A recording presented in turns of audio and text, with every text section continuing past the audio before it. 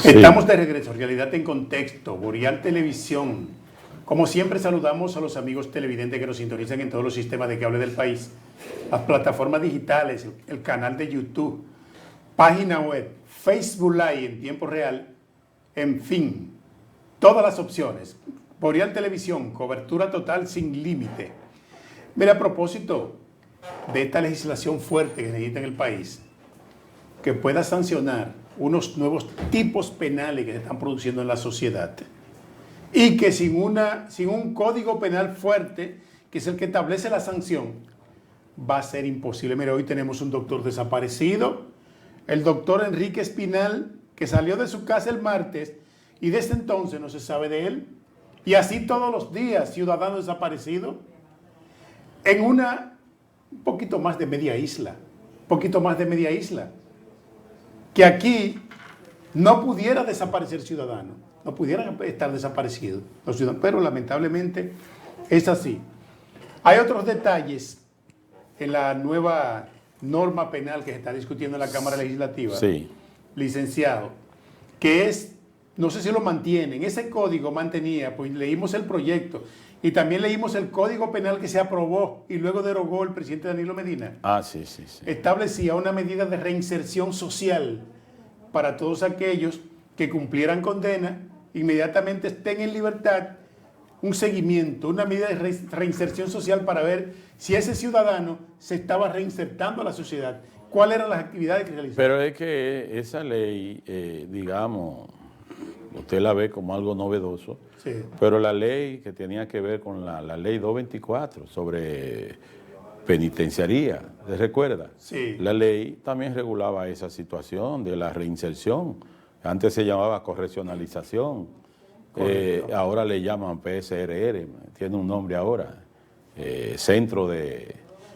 Los CCR. Centro de Rehabilitación. CCR, Centro de Rehabilitación y Corrección. Sí, corrección. Entonces, eso es viejísimo. Lo que pasa es que se están creando normas nuevas con la finalidad de lograr un efecto de novedad, pero eso es viejo y nunca prácticamente ha tenido eficiencia. Inclusive antes se hablaba de trabajo público.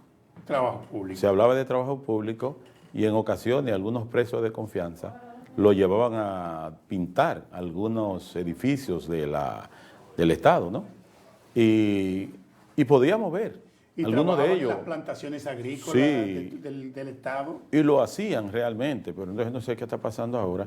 No sé si es que cambió el sistema de esta juventud de ahora, que es diferente a la de otros tiempos, no sé. Pero el código sigue... No. En ese tiempo no existían los vapes tampoco, ni los cigarrillos no electrónicos, había nada de eso. ni existía ese tipo de cosas, No había nada ni de la eso. juca, ni nada de eso. No se hablaba de nada de eso, porque ahora cualquier muchacho joven de 17, 19, Ahora, 18... Hay una serie de temas que están en debate ahora mismo con relación a esa cantidad de derechos que se le ha concedido a los imputados.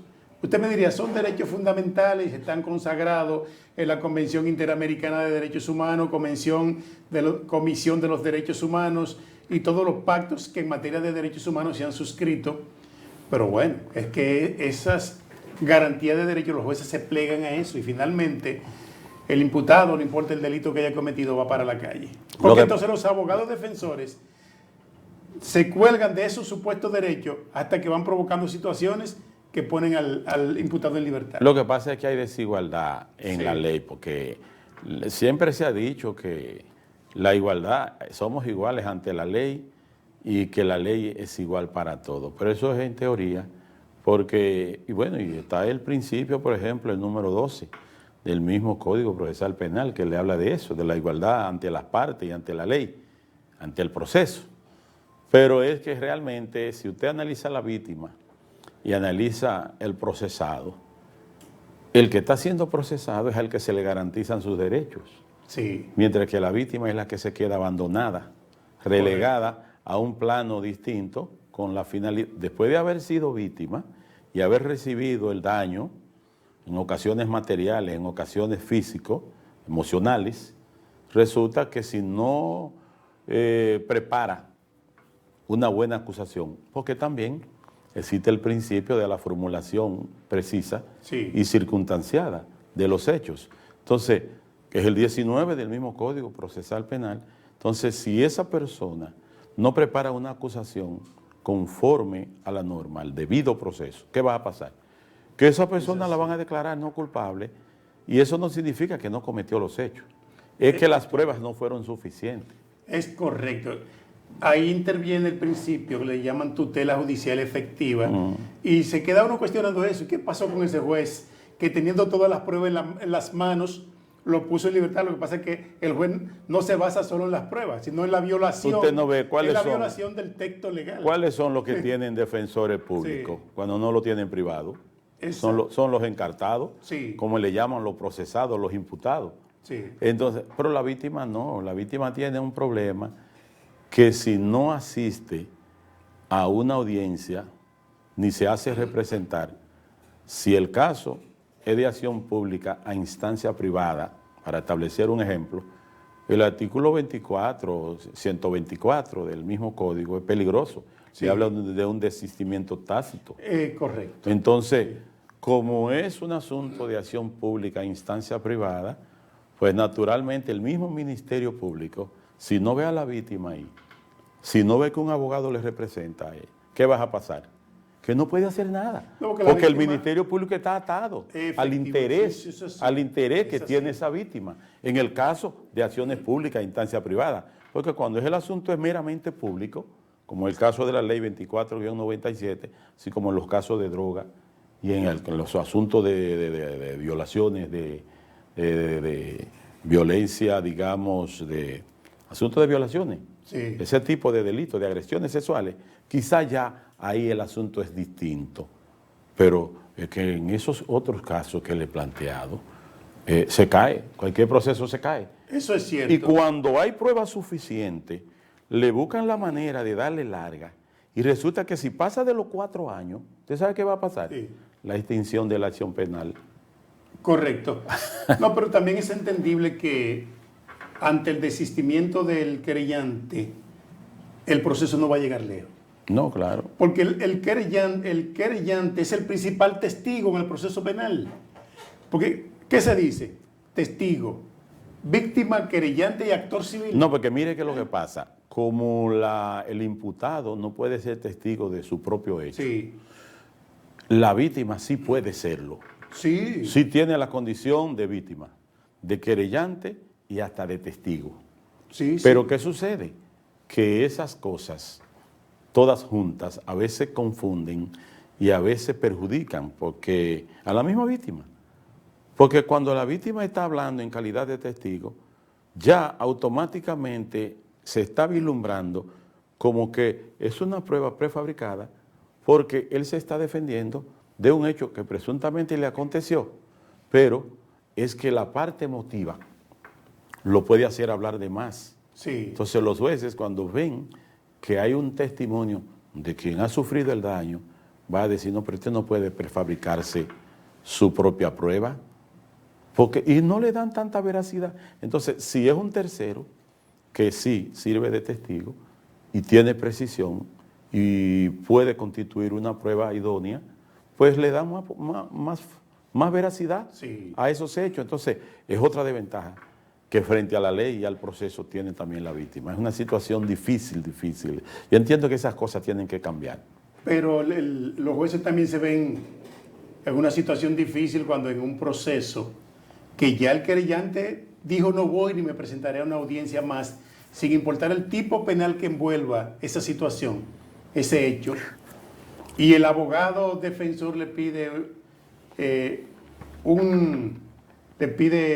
un auto de no al lugar, el juez se ve en una situación difícil porque ya no hay interés del querellante.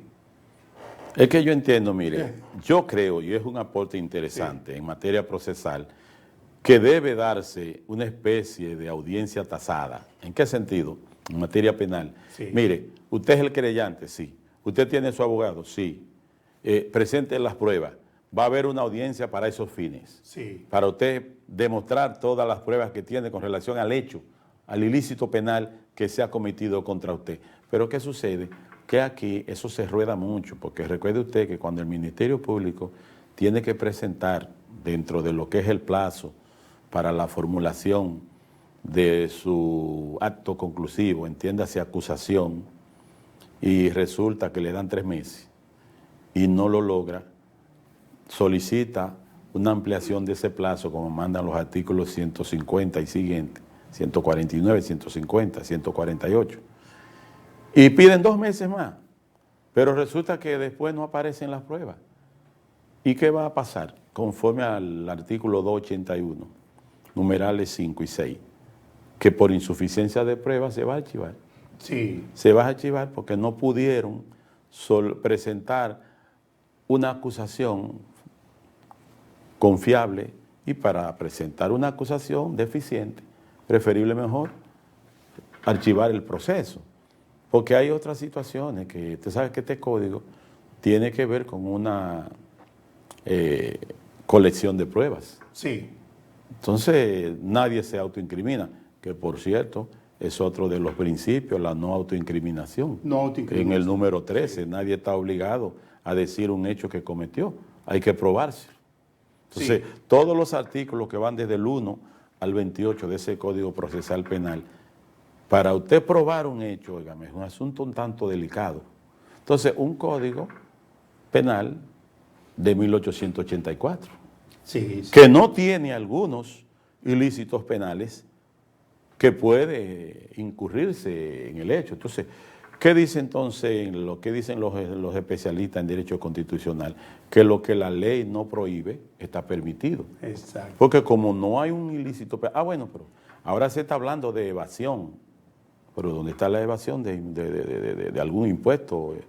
¿Dónde está el asunto del enriquecimiento? Bueno, porque existe una ley de lavado. Lavado de activos. La ley de lavado de activos y enriquecimiento ilícito, pero que es otro problema que se está dando, porque nadie persigue en base a eso. No, Eso es más bien cuando es un crimen ya estatal, Sí. cuando hay desfalco y cuando los ladrones han desfalcado instituciones y hay una motivación de algún ministerio público que pueda ser responsable, quizás, pero en su gran mayoría eso Sí, se todavía cae, aquí se están dando se cae. negocios que pudieran ser investigados en el contexto de la ley de lavado de activos, que eso pasa así desapercibido. Aquí se están haciendo, Sí, sí. y no ahora, sino por mucho tiempo, el asunto de la ley de compra y contratación. Sí, Eso ha tenido problemas porque no se están haciendo las compras conforme a esa ley y los asuntos de grado a grado a veces no se están tampoco dando.